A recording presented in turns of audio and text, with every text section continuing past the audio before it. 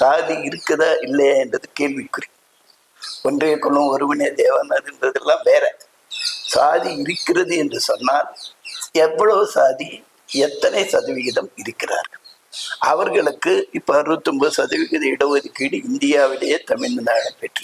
ஜெயலலிதா தான் அது வந்து இந்த சாதி ஒதுக்கீடு பிரச்சனையில் திராவிடர் கழகத்தில் பெரியார் சொன்னதை அதுக்கு நேர் எதிரான புரட்சி தலைவி அம்மா அவர்கள் ஆட்சியில் இருக்கும் பொழுதுதான் 69% இடஒதுக்கீடு பிற்பட்டோருக்கு என்று ஒதுக்கினார். அது மறுக்க முடியாது.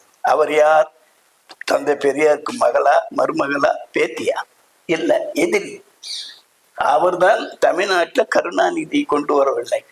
நீண்ட காலம் நான் தமிழ் என்று சொல்லி அவர் செய்யவில்லை. 31% 50% ஆனவர் எம்ஜிஆர். 50 69 ஆக்கியது அம்மா.